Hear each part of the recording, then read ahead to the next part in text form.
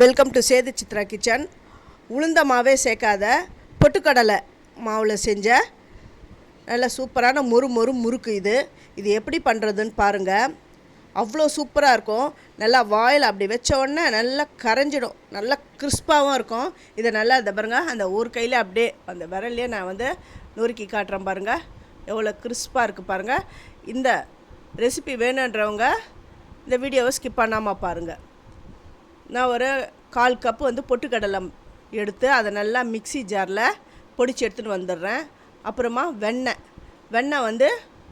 1 table spoon வெண்ணெய் தான் நான் சேர்த்துருக்கேன். அதை நல்லா உருக்கி ஆற வச்சிடணும். நல்லா சூடாக நம்ம இதில் விட வேணாம், மாவில் விட வேணாம். இதை நல்லா உருக்கி நான் ஆற விட்டு வச்சுருக்கிறேன். இப்போ ஒரு ஜல்லடை எடுத்திருக்கேன். இதுக்கு அரிசி மாவு நல்லா மழைன்னு இருக்கணும். அரிசி மாவு நல்லா அந்த குறை மாதிரி இருந்ததுன்னு வச்சுக்கோங்களேன், அந்த முறுக்கு மாவு அப்படியே பிரிஞ்சு போயிடும். 2 கப்பு அரிசி மாவுக்கு 1/2 கப்பு பொட்டுக்கடலை மாவு தான் நான் சேர்த்துக்கிறேன். நல்லா ஜெலிச்சிட்டேன். ஏன்னா அதில் இது வருங்க, இந்த மாதிரி நல்லா இருக்கும். அதெல்லாம் போட்டிங்கன்னா அப்புறம் எண்ணெயில் வெடிச்சிடும். அதனால் அதை ஜெலிச்சிட்டேன். சுடு தண்ணி வேணும். சுடு தண்ணியில் தான் இது பிசையணும். நீங்கள் இதை எண்ணெயில் போட்டோட சட்டுன்னு இது வெந்துடும். ஏன்னா ஆல்ரெடி நம்ம சுடு தண்ணி ஊற்றுறதுனால அந்த மாவு கொஞ்சம் அப்படியே வெந்துடும் அந்த சூடான தண்ணியிலையே. 4 கப்பு தண்ணி வச்சு இதை நல்லா கொதிக்க விட்டுடுறேன். இந்த கெட்டில் தான் நான் வச்சுருக்கிறேன். இதை நல்லா ஹீட் ஆக்கி எடுத்துன்னு வந்துடுறேன்.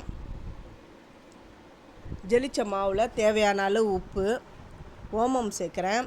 நீங்கள் ஓமம் கூட ஜீரகம், எள் அந்த மாதிரி எது வேணாலும் சேர்த்துக்கோங்க. அது அவங்கவுங்க இஷ்டம்தான். நான் ஓமம் மட்டும்தான் நான் சேர்க்குறேன். ஒரு 1/2 ஸ்பூனுக்கு தான் நான் தனி மிளகாய்த்தூள், அது காஷ்மீரி மிளகாய்த்தூள் தான் நான் சேர்க்குறேன். இது எல்லாமே இந்த மாவில் ஒன்று சேர்ந்து வர அளவுக்கு நல்லா பிசைஞ்சு விட்டுக்கணும். நல்லா கலந்து விட்டுட்டு அதுக்கப்புறம் உருக்கி வச்சுருக்கிற அந்த வெண்ணெயை இதில் சேர்த்து அந்த வெண்ணெய் இந்த மாவில் எல்லா இடத்துலையும் கோட் ஆகணும். அப்புறம் அந்த கொழுக்கட்டை மாதிரி பிடிச்சா அந்த கொழுக்கட்டை மாதிரி வரணும், உடச்சி விட்டா உடையணும். அந்த அளவுக்கு இந்த வெண்ணெய் எல்லா மாவுலையும் பரவுற அளவுக்கு நல்லா நான் கலந்து விட்டுட்டேன். இந்த பாருங்கள், கொழுக்கட்டை மாதிரி வந்துடுது பார்த்திங்களா. இந்த டைமில் நம்ம தண்ணி வச்சுருக்கணும் இல்லையா, அந்த தண்ணியை ஹாட் வாட்டரை இதில் விடணும். சூடான தண்ணி விட்ட உடனே கையெல்லாம் விட்டுடாதீங்க.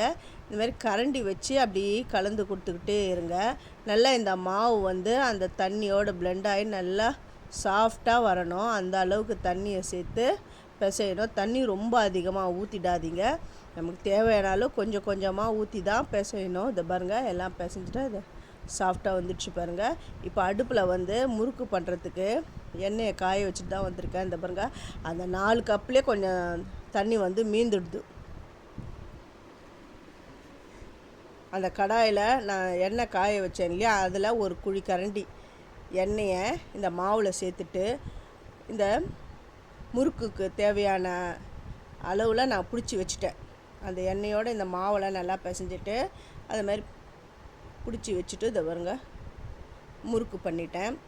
எண்ணெய் நல்லா காயணும். இந்த விதைன்னு அந்த மாதிரிலாம் போட்டிங்கன்னா முறுக்கு பிரிஞ்சு வந்துடும். அந்த மாதிரிலாம் பண்ணக்கூடாது. நல்லா எண்ணெய் நல்லா காயணும். காஞ்ச உடனே தான் இந்த முறுக்கு அப்படியே போடணும். இது சட்டுன்னு மேலே வந்துடும். அதுவும் இல்லாமல் பபுள்ஸ்லாம் சீக்கிரம் அடங்கிடும். அதுவும் இல்லாமல் நம்ம சுடு தண்ணி போட்டிருக்கோம் இல்லையா, அதனால் அதுலேயே அந்த மாவு வெந்துடுது. அதனால் இது சீக்கிரமாக வெந்தால் அந்த பபுள்ஸ்லாம் அதை பாருங்கள் அடங்கிடுது. நான் இப்போ இதை எடுத்து வச்சிடுறேன். இது ரொம்ப கிறிஸ்பாக இருக்கும், அவ்வளோ நல்லாயிருக்கும், சாப்பிட்றதுக்கு அவ்வளோ டேஸ்ட்டாகவும் இருக்கும். ஃபஸ்ட்டு என்னுடைய வீடியோவை பார்க்குறவங்க சப்ஸ்கிரைப் பண்ணலைன்னா சப்ஸ்கிரைப் பண்ணுங்கள், ஆல் என்ற ஆப்ஷனை தொடுங்க. அப்போ தான் நான் போடுற ஒரு வீடியோவுடைய நோட்டிஃபிகேஷனும் உங்களுக்கு காட்டும். உங்களுக்கு பிடிச்சிருந்தா உங்கள் ஃப்ரெண்ட்ஸுக்கும் நீங்கள் ஷேர் பண்ணுங்கள், அவங்களுக்கும் யூஸ்ஃபுல்லாக இருக்கட்டும். இதை அது அந்த பிழியற அந்த இதை காட்டுறேன் பாருங்கள். அது முறுக்கு பிழியறது எப்படி அப்படின்றதெல்லாம் உங்களுக்கு சொல்ல வேண்டிய அவசியமே இல்லை. அந்த அச்சில் போட்டால் எல்லாருக்குமே பிழிய தெரியும். இருந்தாலும் அது தெரிகிற அளவுக்கு நான் உங்களுக்கு காட்டுறேன். எண்ணெய் நல்லா காஞ்ச எண்ணெயில் இந்த மாதிரி முறுக்கை எடுத்து போட்டுடுங்க. சூப்பரான கிறிஸ்பியான முறுக்கு ரெடி ஆகிடுது. இதை நீங்கள் செஞ்சு வீட்டில் செஞ்சு பார்த்துட்டு எப்படி வந்ததுன்னு எனக்கு கமெண்ட் பண்ணுங்கள். அப்போ தான் நீங்கள் சொல்கிற அந்த கமெண்ட்டு தான் எங்களுக்கு வந்து மேன்மேலும் ரெசிபீஸ் போடுறதுக்கு ஒரு இன்ட்ரெஸ்ட்டாக இருக்கும். எந்த அளவுக்கு வந்திருக்கு பாருங்கள். அது உள்ளே பாருங்கள், நல்லா ஹோல்ஸாக மொறு மொறுன்னு சூப்பராக இருக்குது பாருங்கள். தேங்க்யூ.